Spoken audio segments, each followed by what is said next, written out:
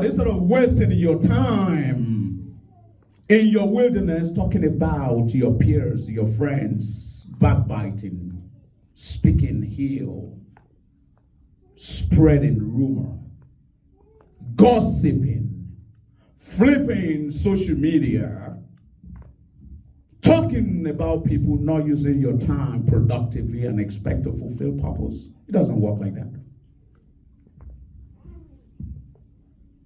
In order to fulfill purpose, in order to get out of your wilderness, there are three things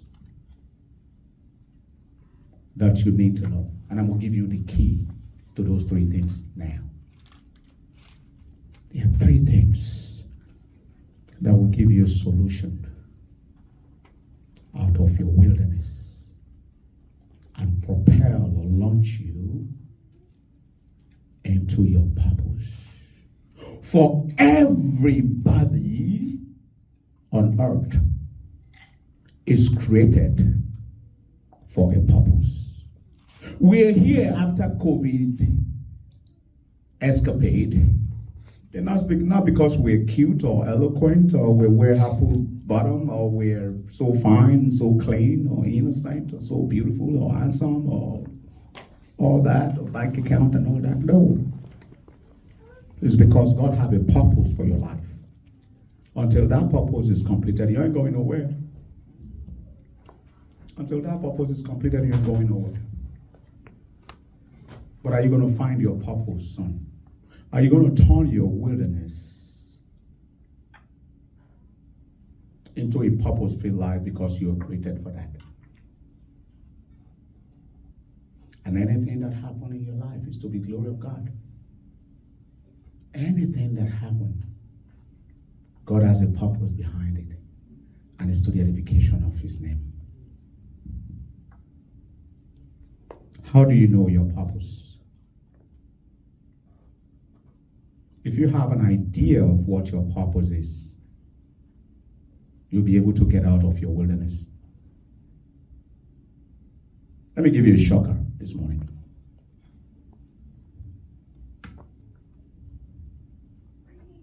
Jesus did not know his full purpose. The full purpose was not revealed to Jesus Christ on his 33 years on earth until the last day of his crucifixion.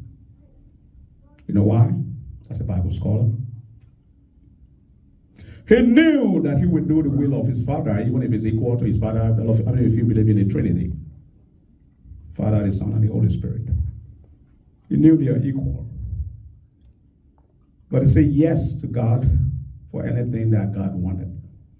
And he does it very submissive, very obedient to God. But at some point, as obedient as he is, at some point, my friend, when the going get tough, he cried out to his Father, "Can this cup pass over me?" That's his human flesh, because it was too much for him. But he didn't know that if that cup had passed over him, his purpose is not fulfilled. God needs a relationship between us and him. And sin has separated that part. And in order for God to be able to relate to us as his son that he created a relationship, he needs somebody to mend it. And that's the purpose of Jesus Christ in flesh. But he didn't understand that, because if he understood that, he would have played his role perfectly and seamlessly. He wouldn't have even complained. He would have go through the pain, go through the death, and that would be it. But he didn't know. But when he realized was when he said, just like I did in that office, what did I just do? Was when he said, the cup to pass over me, but God, not my will, but your will be done. In submissiveness, total submissiveness. That's when it started connecting that, no, it's not my way, it's his way. And God let that happen. and we're able to rekindle with God as his children. I'll take you back again to the story of what's this beautiful queen name? Queen Esther.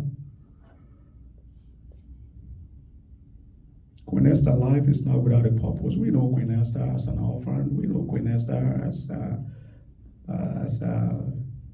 niece of Mordecai. We know that Esther was raised by Mordecai. We know that Queen Vashti was the wife of the king Ahasuerus. We know that, but for some reason, Vashti was displaced, and Esther stepped in. But do you know that Esther stepping into the kingdom was for a purpose? Esther didn't even know it. He just believed I'm a queen, so I'm living large. But there is something, whether you're a queen or a steward or a butler in a kingdom, you're not allowed to see the king unless you are summoned, whether with the ringlets or scepter.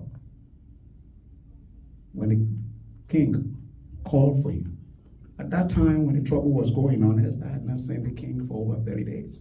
And Mordecai wanted her to go plead for the Jew. They were about to be executed. Esther said, I can't go into the king, I have no permission.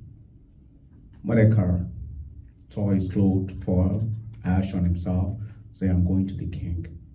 And that said, no, you don't go to the king in his sackcloth, it's a death penalty. You don't go to the king to see him unless he call you, otherwise it's a death penalty. So none of them is qualified to see the king at that problem, at that time.